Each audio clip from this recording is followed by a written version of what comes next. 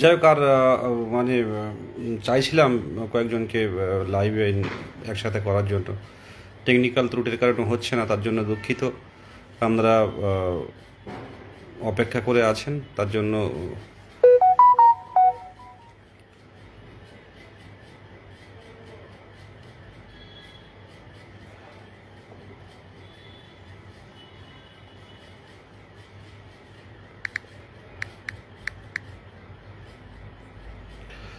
যাই হোক, যে কথাটা প্রথমে বলার কথা, যে 25/9, গত মাসের 25/9, 2025 সালে প্রাইমারি শিক্ষক নিয়োগের নোটিফিকেশান এসছে।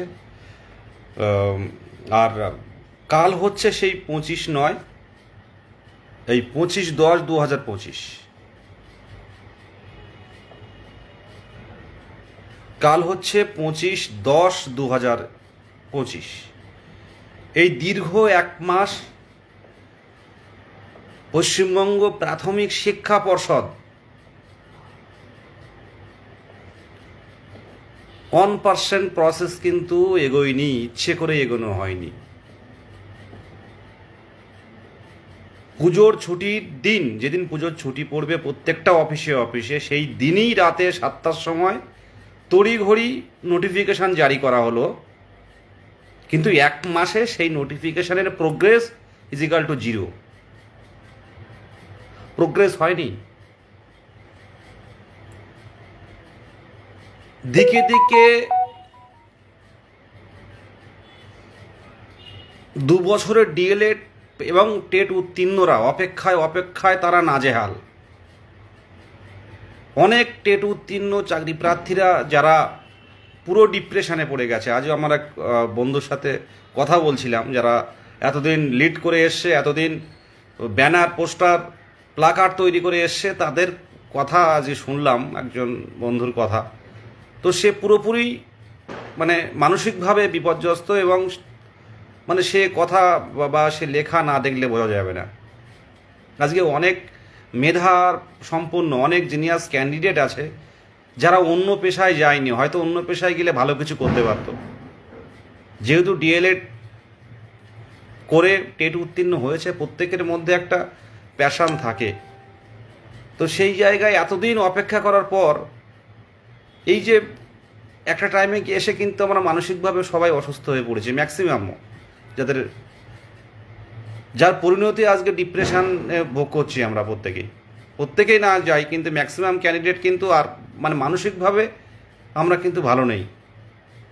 আজকে 1 মাস হয়ে গেল, নোটিফিকেশান দেওয়া হলো, 1 মাসে কিছুই এগোয়নি।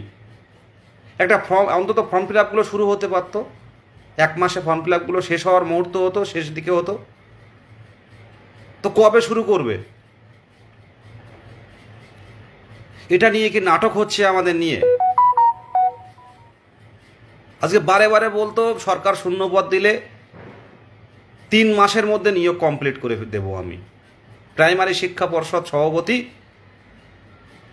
এই কথাটাই বারে বারে বলতেন যে 3 মাসের মধ্যে নিয়োগ কমপ্লিট। উনি কাদের জন্য অপেক্ষা করছেন? এরপরে আইনি জটিলতা তৈরি হবে, কারণ দেখাবে জটিলতার জন্য নিয়োগ করতে পারছি না। আমাদের 23 জেলা টেট উত্তীর্ণদের বলবো, এই বিচার যদি চান তো রাজপথে নামতে হবে। এমনি আমাদেরকে মেরে দেওয়া হয়েছে অলরেডি 13,421টি ভ্যাকান্সি। কার হবে না কেউ জানে না, তাও পুরোটাই বাংলা মিডিয়ামের নয়, এর মধ্যে হিন্দি, উর্দু সব ঢুকে আছে। ভ্যাকান্সি বাড়ানোর জন্য বিভিন্ন ক্ষেত্রে জানানো হবে, কর্মসূচি পালানো হবে, কিন্তু ফর্ম ফিল আপ করে রাখলে কিন্তু কোনো ক্ষতি নেই। কে বৈধ কে অবৈধ প্যানেল হলেও বাদ চলে যাবে। প্যানেল হলেই কোনো মানে কোর্টের অর্ডারে বাদ চলে যাবে, সেটা পরে দেখা যাবে। আগে ফর্ম ফিল আপটা তো শুরু হবে। আর কত অপেক্ষা?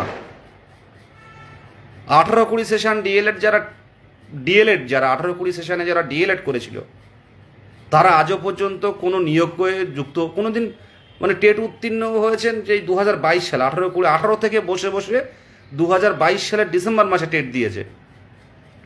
তারা কোনো নিয়োগ নোটিফিকেশানে কিন্তু কোনো দিন সুযোগ পায়নি।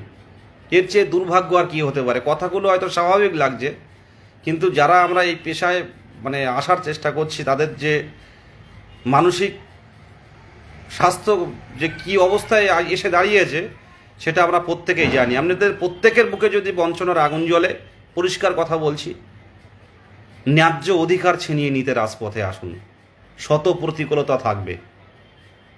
আর যারা শুধু ইন্টারভিউয়ের পড়ার জন্য যারা কোনো আন্দোলনে আসছে না, তাদের মতো তারা যে এই কাজটা করছে, এর থেকে খারাপ কিছু হতে পারে না। এর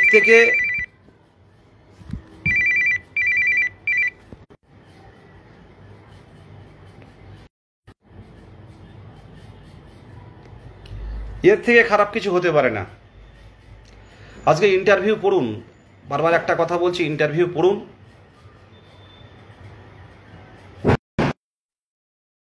ইন্টারভিউ পড়ুন, যদি নিজের স্বপ্ন পূরণ করতে চান, দ্রুত আমাদের ফর্ম ফিল আপ এবং ভ্যাকান্সি বাড়ানোর লড়াইয়ের রাজপথে আসুন। অনেক ক্যান্ডিডেট যারা প্রথম দিকে আসতো, এখন কিন্তু দেখতে পাচ্ছি না। আজকে যদি 40,000 ডিএলএড থাকে, যদি 10,000 আমরা যদি আমাদের ন্যায্য দাবিতে পথে নামি, আমরা কিন্তু সেই দিন কিন্তু আমাদের ন্যায্য দাবি মানে আদায় করে কিন্তু বাড়ি ফিরতে পারবো। আজকে সব দিকে হচ্ছে, দিকে দিকে সবকিছু হচ্ছে, দিকে দিকে সবকিছু হচ্ছে, শুধু নিয়োগ হচ্ছে না। কি হচ্ছে দেখুন তো, একটু সংবাদ মাধ্যমে দেখুন তো কি হচ্ছে, সংবাদ মিডিয়া কি দেখাচ্ছে।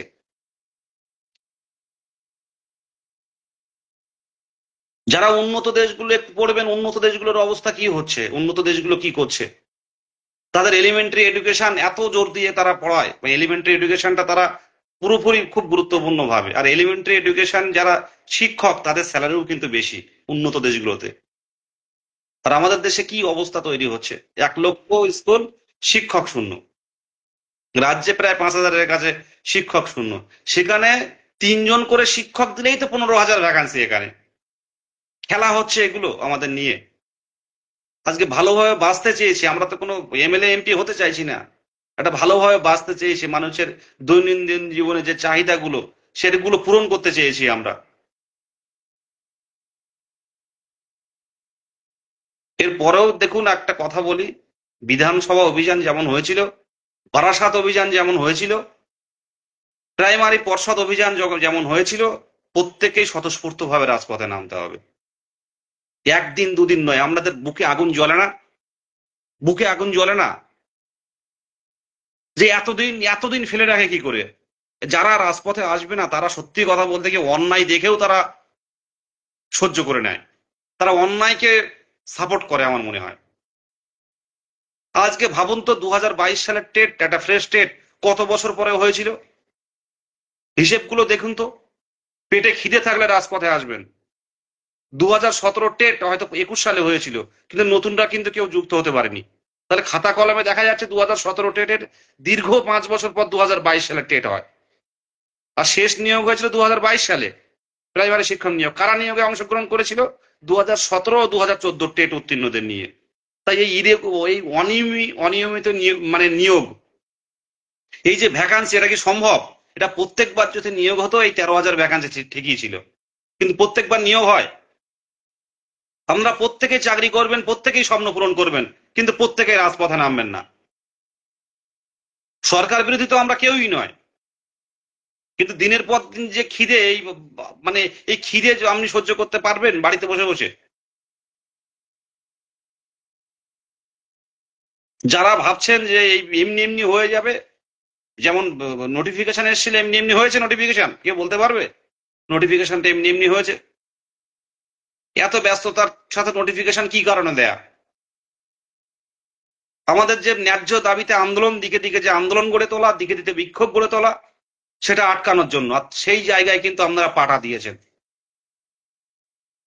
পরে বুঝবেন, এই ভুলটা পরে বুঝবেন প্রত্যেকেই। আমরা সত্যি কথা বলতে কি, আমরা দ্রুত কর্মসূচির ডাক দেবো। যদি আজকালের মধ্যে যদি পর্ষদ ফর্ম ফিল আপ না শুরু করে, আমাদের কিন্তু আমাদের লড়াই কিন্তু আমরা করব। প্রত্যেকে আসবেন কিনা কমেন্ট করুন। মারবে মারুক, মারবে মারুক, তুলে নিয়ে যাবে তুলে নিয়ে যাক, থানায় আটকে রাখবে আটকে রাখুক, কিন্তু ন্যায্য দাবিতে লড়াই হবে।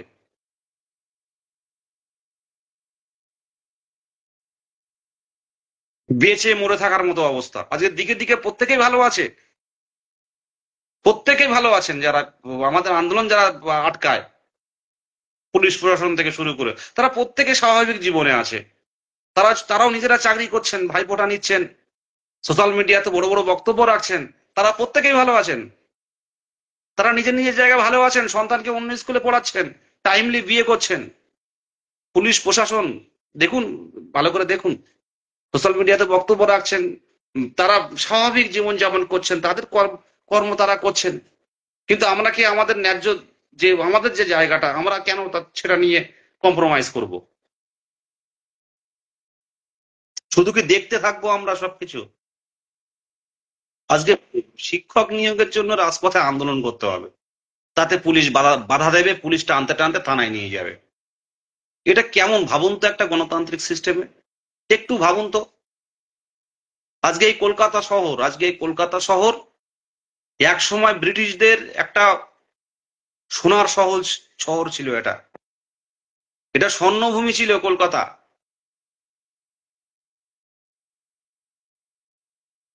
কলকাতা শহর রাজধানী এমনি হয়নি, এই রাজধানীটা এমনি এমনি হয়নি। এখানে একটা সব দিক থেকে এগিয়ে ছিল এই কলকাতা শহর, এই ওয়েস্ট বেঙ্গল। আজকে ন্যায্য দাবিতে যদি পথে আসতে পারেন, অবশ্যই কর্মসূচির ডাক দেওয়া হবে। আর এবারে প্রত্যেকে আসার চেষ্টা করুন। একদল আছে, সত্যি কথা বলতে কি, কিছু স্বার্থপর আছে, অবভিয়াসলি কিছু স্বার্থপর আছে, যেগুলো দেখতে পাই আমরা চোখের সামনে। আজকে আমি একটা কথা শুনছিলাম, যে ইংরেজরা যখন সিরাজউদ্দৌলাকে, যখন এই কথাটা লোককথা হতে পারে, তো সিরাজউদ্দৌলাকে যখন নিয়ে যাচ্ছে, প্রথমে তো ওরা হুগলিতে এসেছিল। তো ওরা এসে বাঙালিদের অবস্থা, ইন্ডিয়ানদের অবস্থা, ওরা প্রথমটা অতটা বুঝতে পারেনি। কিন্তু সিরাজউদ্দৌলাকে যখন ধরে নিয়ে যাচ্ছে, বা ওকে উপরে যখন আক্রমণ হয়েছে, ওকে যখন ধরে নিয়ে যাচ্ছে ইংরেজরা, তখনও কিন্তু খুব শক্তিশালী এমন নয়।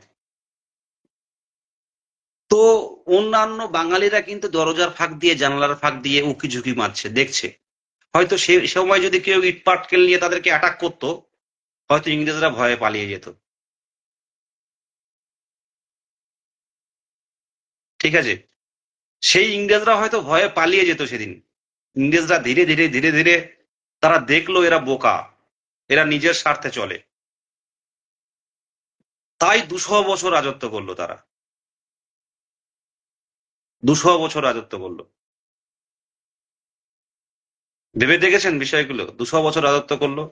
তারপরে বাংলা, মহারাষ্ট্র সশস্ত্র সংগ্রাম গড়ে তুললো, তুলে ইংরেজদের তাড়ানোর জন্য ব্যবস্থা করলো। বাঙালি শুরু করেছিল প্রথম, কিন্তু দেরিতে বুঝলো। 200 বছর অলরেডি রাজত্ব করলো, আমাদের দেশের সমস্ত ধনসম্পদ লুটপাট করে নিয়ে চলে গেল।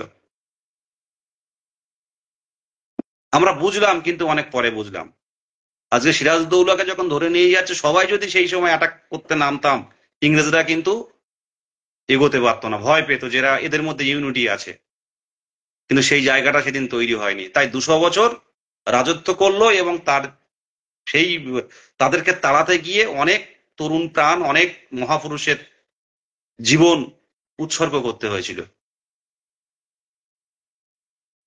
ঠিক আছে, আমার আমি কথাটা এই কারণেই বলছি, যে আমরা যদি নিজেরাই যদি একটু বুঝতাম, নিজেরা যদি একটু নিজের জায়গা থেকে বুঝতাম, যে কেন এই দিদির অবহেলাটা হবে, কেন হবে অবহেলাটা। আমরা প্রাইমারি বোর্ডের আন্ডারে আমরা ডিএলএড প্রশিক্ষণ নিয়েছি, ভালো টাকা খরচ করে ডিএলএড প্রশিক্ষণ নিয়েছি। পরবর্তীকালে রাত জেগে প্রত্যেকটা মুহূর্ত কাজে লাগিয়ে নিজেকে যোগ্যতা প্রমাণ করিয়েছি টেট পাস করে। টেটটা কেন ইম্পর্টেন্ট এখন সবাই তো দেখতে পাচ্ছে। তারপরও 3 বছর অপেক্ষা করে আছি, নোটিফিকেশন আসলো, সেই নোটিফিকেশন এসে 1 মাস পেরিয়ে গেল। এগুলো অবহেলা নয়? আপনাদের বুকে আগুন জ্বলে না এগুলো শুনলে? কি হচ্ছে এগুলো? আজকে প্রত্যেকেরই, আজকে পার্থজিতের বাবা মারা গেল, বাবা দেখতে পারেনি, আমি গেছিলাম। আমাদের বেশ কয়েকজন, আমি হসপিটালে গেছিলাম, গিয়ে হসপিটাল থেকে সেদিন দেখে আসলাম। তো পরের দিন বাবা মারা গেছে পার্থর। সেদিন সুভাষ, অনিমেষরা গেছিল। মারা গেছে। তা আমি পরের দিন যখন দাহ করছিল, আমি শ্মশানে গেছিলাম দেরিতে। তো শ্মশানে গিয়ে একটাই কথা দিদি কান্নাকাটি করছিল যে বাবা, যে আমাকে বলছিল যে বাবা খুব বলতো যে তোরা ওই এত মানে তোদের কবে হবে আর, আজকে কবে হবে, এই এতদিন তোরা রাজপথে মুখ্যমন্ত্রীর দৃষ্টি আকর্ষণের জন্য কাজ করে যাচ্ছে। তার বাবা কিন্তু দেখে যেতে পারলো না ছেলের সফলতাটা জীবনে। সেই বাবা, এই বাবা জিনিসটা কিন্তু আর জীবনে দেখতেও পাবে না। ওর জীবন, ওর বাবা মানুষটা হারিয়ে গেছে, মানে ওর জীবনে আর কোনো বাবা আর পৃথিবীতে এইরকম মানুষ হবে না। তো আমাদের যে কারোরই বাবা এরকম ভাবে চলে যেতে পারে। আমার নিজের বাবা অসুস্থ, চোখ মুখ ফুলে গেছে, এখনো জঙ্গল করছে, শুধু বারে বারে বলছে একটা কিছু হয়ে গেলে আর জঙ্গলে যাব না, যে তোর একটা কিছু হলে জঙ্গলে আর মাছ কাঁকড়া মধু সংগ্রহ করতে যাব না। তো এইরকম জায়গাগুলো তৈরি হচ্ছে কিন্তু, এরকম জায়গাগুলো তৈরি হচ্ছে কিন্তু যারা আমাদেরকে দেবে, যাদের গণতান্ত্রিক সিস্টেমের মাধ্যমে যাদেরকে বসানো হয়েছে, তারা কিন্তু অবহেলা করছে আমাদেরকে নিয়ে। তারা কিন্তু অবহেলা করে যাচ্ছে, তাদের জীবনধারা নিয়ে কিন্তু আমরা প্রশ্ন করতেই পারি। তাদের জীবনধারা গুলো, ব্যাকআপ গুলো দেখুন, তাদের সন্তানরা কোথায় পড়ছে দেখুন। আজকে শুধু রাজ্য নয়, দেশের পরিস্থিতি দেখুন ভালো করে। প্রত্যেকটা যারা এই রাজনীতিতে আছে, প্রত্যেকজনের ব্যাকআপটা দেখুন আপনারা, পঞ্চায়েত থেকে শুরু করে একেবারে মন্ত্রী লেভেল পর্যন্ত সিস্টেম কোন দিকে যাচ্ছে। আগে হিউম্যান রিসোর্স যেটা, এই মানব সম্পদকে তো কাজে লাগানো উচিত, কিন্তু ব্যক্তি স্বার্থে এখন সবকিছু চলছে। আর চ্যানেলগুলোও হয়েছে সেই রকম, এই পার্টি কি এই বলেছে, আপনি কি বলছেন, অন্য পার্টি, তারপর অন্য পার্টি কি বলছে, সব আলাদা করে ধরছে, এইগুলোই সারাদিন চলছে। কিন্তু কেউ একবার দেখাচ্ছে না যে ভগ্ন মানে প্রত্যেকটা প্রাইমারি স্কুলগুলো থেকে ছিদ্র হয়ে জল পড়ছে, এই জিনিসগুলো কেউ তুলে ধরছে না। প্রত্যেকটা প্রাইমারি স্কুল, কটা প্রাইমারি স্কুল ইতিমধ্যে তৈরি হয়েছে। এই প্রাইমারি শিক্ষা, মানে এই যে অবৈতনিক বিদ্যালয়, এ শুধু মানে এই আমলে নয়, এই বাম আমলেও কিন্তু একই অবস্থা, লাস্টের দিকে এক অবস্থা হয়ে এসছে, আর এখন আরো তীব্রতর হয়েছে। 5,000-এর মতো গায়ে স্কুল, শিক্ষক শূন্য। আজকে কোন নেতা মন্ত্রী, শাসক বলুন বিরোধী বলুন, কোন নেতা মন্ত্রীর সন্তানরা কিন্তু এই স্কুলের উপর ভরসা করে না।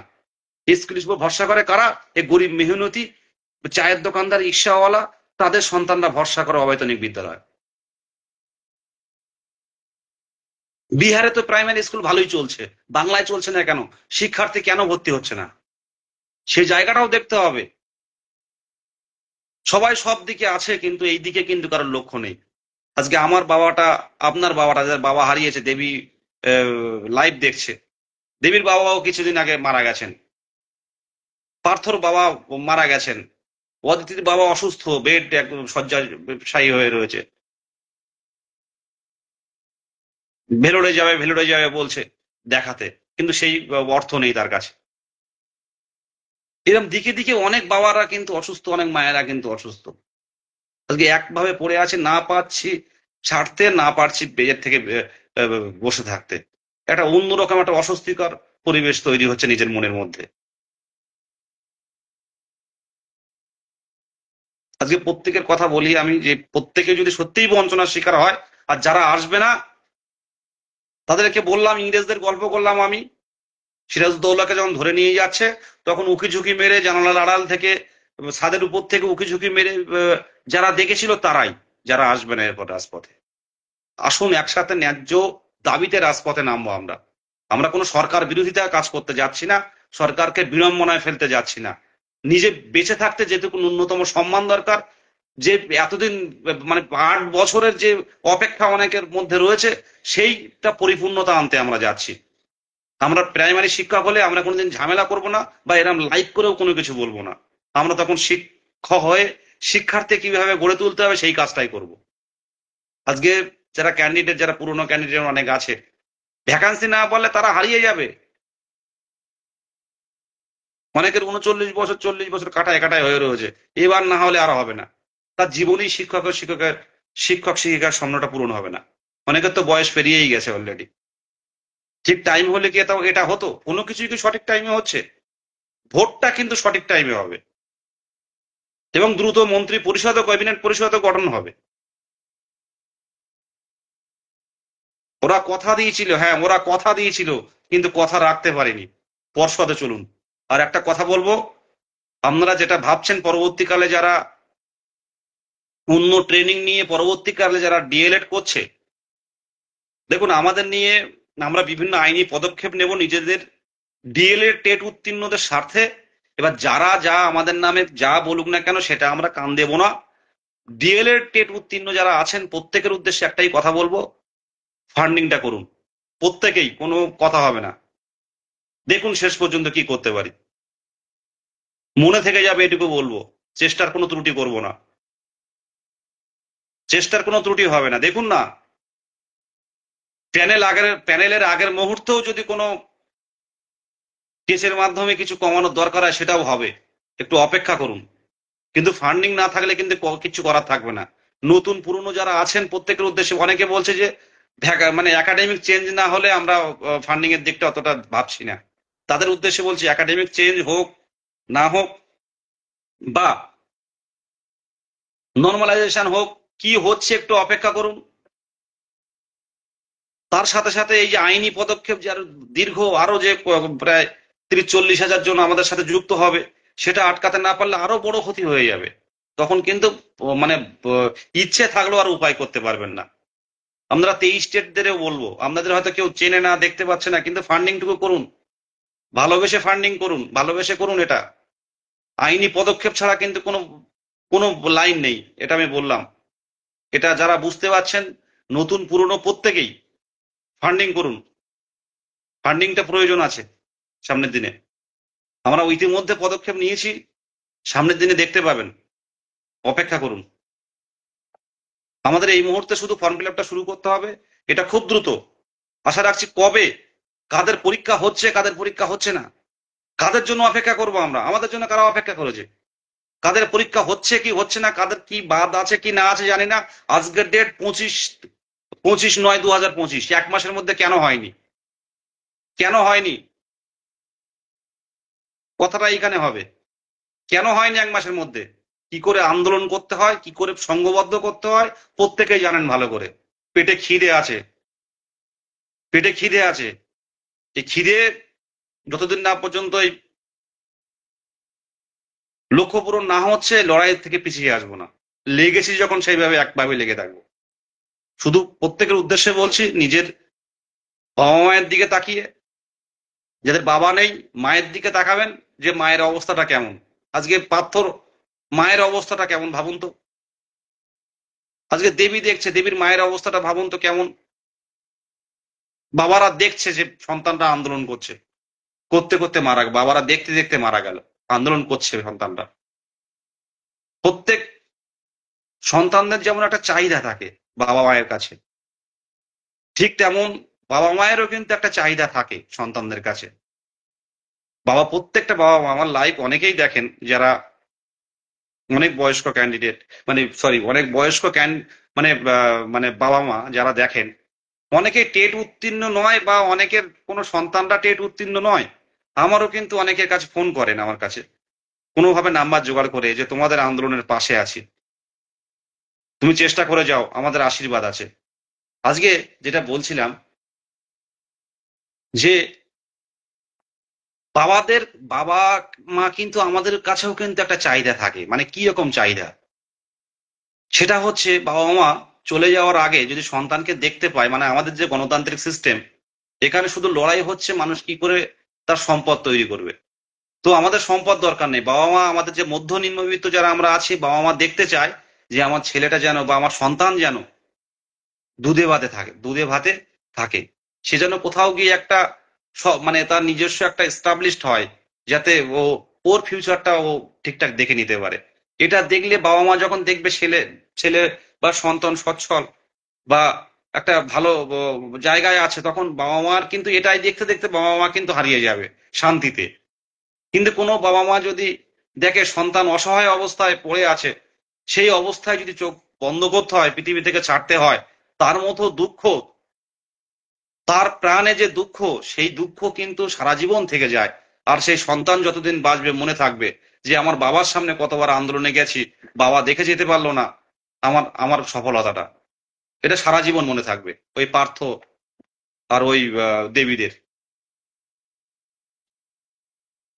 এগুলো একটু কেউ যদি মন থেকে ফিল করতে পারেন তো খুব ভালো। দেখুন, শিক্ষক সবাই হতে পারবো, কিন্তু আগে কিন্তু আমাদের মানুষ হতে হবে। আগে আগে সহানুভূতিশীল হতে হবে। লাইফটা দীর্ঘায়িত হচ্ছে, তবু আবারও বলছি, অনেকে হয়তো লাইফটা সরিয়ে দিয়ে হয়তো ডেমো দেখছে, কিংবা হয়তো মক বন্ধুদের সাথে কলিং করে হয়তো মক ইন্টারভিউ নিচ্ছে। হবে সবই, কিন্তু আগে মানুষ হতে হবে। আগে মানুষ হতে হবে, আগে সহানুভূতিশীল হতে হবে। তাহলে তো অন্যের কষ্টে তো নিজের কষ্টটা অনুভব করতে পারবো। ঠিক আছে, যাই হোক, প্রত্যেকের উদ্দেশ্যে একটা ছোট্ট বার্তা। খুব দ্রুত আমরা হয়তো কাল বাদে পরশু আমরা হয়তো মুখ্যমন্ত্রীর কাছে যাব। তারপর আমরা বেশ কয়েকটা দিন ওয়েট করব। এই লাইভ তো অনেকেই দেখছেন, প্রাইমারি পর্ষদ কোনো পদক্ষেপ নিচ্ছে কিনা। তারপর 2-4 দিনের মধ্যে কিন্তু আমরা কর্মসূচি ঘোষণা করব। আর এবার পর্ষদ সভাপতিকে অবশ্যই নিচে নামতে হবে। আজকে যদি আমরা 10,000 জন পথে নামতে পারি, 10,000 জনের জন্য প্রাইমারি শিক্ষা পর্ষদ সভাপতি নিচে এসে কথা বলবেন। আমরা কিন্তু কোনো লিফটে উপরে উঠবো না, কোনো প্রতিনিধি দল যাবে না। প্রাইমারি শিক্ষা পর্ষদ সভাপতিকে নিচে আসতে হবে। এটা আমাদের স্বার্থে তৈরি, আমাদের ডেভেলপের জন্য তৈরি। আর আমাদের ডেভেলপ হওয়া মানে শিক্ষার্থীদের ডেভেলপ হবে। এইটা কথা আপনারা মাথায় রাখবেন। ওই যে প্রাইমারি পর্ষদ, শিক্ষা পর্ষদ, সমস্তটাই শিক্ষার্থীদের কল্যাণের জন্য। শিক্ষার্থীদের কল্যাণের জন্য ওটা তৈরি, প্রত্যেকের ট্যাক্সের পয়সা। ঠিক আছে, সেখানে যদি আমরা 10,000 জন পথে নামি, 10,000 জনের জন্য একজন নিচে নেমে কথা বলবে। এটা শেষ কথাই বললাম। প্রত্যেকে ভালো থাকবেন, পড়াশুনো করুন, নিজের জায়গাটাও ঠিকঠাক রাখুন। আর আন্দোলন হবে ন্যায্য অধিকারের দাবিতে। আর এই আন্দোলনটা কিন্তু রাতে থাকার আন্দোলন। আমরা রাতে ওখানে থাকবো যতক্ষণ না পর্যন্ত পোর্টাল খুলে একটা দুটো করে ফর্ম ফিল আপ না শুরু হচ্ছে। ওই আন্দোলন ওখানে ওখানেই থাকবে, ওখানে বসে থাকবো। আমাদের জায়গা করে দেবে পুলিশ, ওখানে বসে থাকবো। তাদের অনুরোধ করবো পুলিশ প্রশাসনকে যে আপনারা ভালো আছেন, চাকরি করছেন, আমরা ভালো নেই মোটেই। আমার বাবাকে ডাক্তার দেখাতে পারছি না, তাকে ডাক্তার দেখানোর ব্যবস্থা করুন। এরকম প্রত্যেকটা ঘরে ঘরে বাবা মা অসুস্থ, অনেকের বাবা দেখতে দেখতে মারা গেছেন ছেলের এই আন্দোলন। সেই বাবাকে ফিরিয়ে আনতে পারবেন আপনি? প্রশ্ন হবে চোখে চোখ রেখে। প্রত্যেকে তৈরি থাকুন, প্রত্যেকে তৈরি থাকুন। রাজপথে রাত্রে থাকবো, পুলিশ প্রশাসনকে সহযোগিতার বার্তা দেব। প্রত্যেকের মধ্যে খিদে রয়েছে, এই সহযোগিতার বার্তা দিয়ে আমরা যাব। সবাই সুখী আছে, আমরা সুখী নেই। আমার বাবা মার চোখের জল আমার কাছে বেশি মূল্যবান। প্রত্যেকের উদ্দেশ্যে এই কথাটাই বলবো। আসুন একসাথে লড়াই হোক, একসাথে শুরু হোক। এটা ন্যায্য দাবি, পুলিশ প্রশাসনও জানে। 9 তারিখের আন্দোলনে বলা হয়েছিল যে আপনাদের যেটা দাবি সেটা তো দেওয়া হয়েছে, এবার কাজ শুরু হবে। কিন্তু 1 মাসের মধ্যে সেই কথা কিন্তু প্রাইমারি পর্ষদ পালন করেনি। 1 মাসের মধ্যে পালন করেনি। 1 মাসের মধ্যে অপেক্ষায় ছিলাম, কোনো আন্দোলন হয়নি। শান্তিপূর্ণভাবে মিছিল করে দেখিয়েছি। উচিত ছিল প্রাইমারি পর্ষদ সভাপতির যে কাজটা শুরু করার দরকার। আমাদের মন নেই, আমাদের বাবা মা নেই, আমাদের নিজস্ব প্রাণ নেই, আমাদের কোনো চাহিদা নেই। জীবন যৌবন রাস্তায় পড়ে যাচ্ছে, বছরের পর বছর রাস্তায় আন্দোলন করছি আমরা। নেই, একটা মানুষের বয়স নেই। একটা মানুষের সদানন্দ বসাক বয়স হয়েছে, দেখছে 40-এর গায়ে বয়স, বারে বারে আমাকে ফোন করে জিজ্ঞাসা করে দাদা কবে হবে। আজও ফোন করেছিল, রিসিভ করতে পারিনি। কান্নাকাটি করছে, বাবা প্যারালাইসিসের রোগী, বাড়িতে পড়ে আছে। যে বিয়ে করতে খুব ইচ্ছে হয়, কিন্তু আমি একটা কোম্পানিতে কাজ করি, এই কোম্পানি দিতে হবে না। বাবার ওষুধ, মায়ের ওষুধ, বাড়ির বিধবা বোন রয়েছে তার ওষুধ। তো দাদা বিয়ে করতে, সন্তান হবে, এটা তো সবাই পছন্দ করে। আমিও চাই সংসার করতে, কিন্তু আমার লাইন নেই কোনো। আর এইবারে যা ভ্যাকান্সি দিয়েছে, এবার যে কি হবে তার কোনো বুঝতে পারছি না কি অবস্থা। কথাগুলো শুনলে অনেকে হাসবেন, কিন্তু হাসি নয়। এই কথার মধ্যে অনেক লুকিয়ে আছে, অনেক কষ্ট, অনেক বেদনা, অনেক প্রতিবাদ। আসুন প্রত্যেকে। আর 2-4 দিন, 1 সপ্তাহ একটু ওয়েট করবো। যদি ফর্ম ফিল আপ শুরু হয় ভালো, ছুটে চলো পর্ষদে, ছুটে চলো, গেটে বসো, রাত কাটাবো। আজকে যেরকম শীতকালে অনেক রাত কাটিয়েছি, খোলা আকাশের নিচে 2 বার ধর্ণা করেছি। প্রত্যেকের উদ্দেশ্যে বলুন, ইউটিউবারদের বলুন, প্রত্যেকেই যাব আমরা। আর লিডার যারা, মানে যারা লিডারশিপ, যারা নেতৃত্ব দেয়, তাদেরকে পুলিশ তুলে নিয়ে গেলেও, পুলিশে আটকে দিলেও আন্দোলন চলবে। ন্যায্য অধিকারের দাবিতে আন্দোলন, কোনো হিংসা নয়, কোনো সরকারি সম্পত্তি নষ্ট নয়, পরিষ্কারভাবে বলছি, শান্তিপূর্ণভাবে গিয়ে বসে পড়ুন, গান্ধীজির নীতিতে গিয়ে বসে পড়ুন, অহিংস নীতিতে গিয়ে বসে পড়ুন, পর্ষদের সামনে জিজ্ঞাসা করুন যে কেন হয়নি আমাদের, জিজ্ঞাসা করুন কেন করেননি 1 মাসের মধ্যে। আপনাদের তো কোনো ত্রুটি রাখা হয়নি, আপনাদের গাড়ি দেওয়া হয়েছে, গাড়িতে করে আপনারা এসি গাড়িতে করে আসবেন অফিসে, এসি গাড়িতে করে এসে নেমে আবার এসি রুমে বসে কাজ করবেন, কেন 1 মাসের মধ্যে হয়নি? আমরা তো জনগণ, সাধারণ জনগণ, আমরা কি ভালোভাবে বাঁচার কোনো অধিকার নেই আমাদের?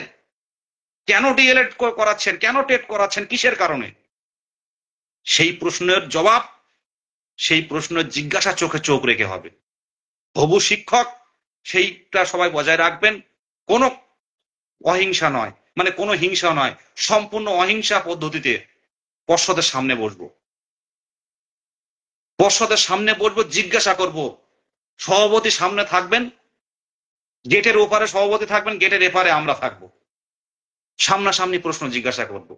এটা সম্ভব, পথে নামুন প্রত্যেকে। এটাই বলে শেষ করলাম। আবার দেখা হবে, আবার খুব তাড়াতাড়ি দেখা হবে। আর প্রত্যেক টেট উত্তীর্ণদের বলবো, যারা বাড়ির আশেপাশে আছে, প্রত্যেককে বোঝান, বাড়িতে পড়ুন আর রাজপথে লড়ুন। ধন্যবাদ প্রত্যেককে, শুভরাত্রি। আর বিশেষ কিছু বলার নেই। আমরা সবসময় চেয়েছি একটা আইন অমান্য নয়, কোনো কিছু অমান্য নয়, আমরা মিছিল করে দেখিয়েছি, রাজপথে শান্তিপূর্ণ মিছিল, তারপরেও প্রাইমারি পর্ষদ পদক্ষেপ নেয়নি। আর প্রত্যেক কোচিং সেন্টারের মাস্টার মশাইদের বলবো, প্রত্যেক কোচিং সেন্টার দিকে দিকে, অনেকেই এটা আমাদের নিজে প্রচার করেন, কিন্তু প্রত্যেক কোচিং সেন্টারকে একটু বলবো, প্রত্যেকে আসুন ওই দিনটা। প্রত্যেক কোচিং সেন্টার পশ্চিমবঙ্গের জেলায় জেলায়, প্রান্তে প্রান্তে, বিভিন্ন জঙ্গলমহল থেকে শুরু করে সুন্দরবন, কোচবিহার, কাকদ্বীপ থেকে শুরু করে 2 চব্বিশ পরগনা থেকে শুরু করে হাওড়া, হুগলি, 2 বর্ধমান থেকে শুরু করে, 2 দিনাজপুর থেকে শুরু করে মালদা, মুর্শিদাবাদ থেকে শুরু করে, কোচবিহার থেকে শুরু করে,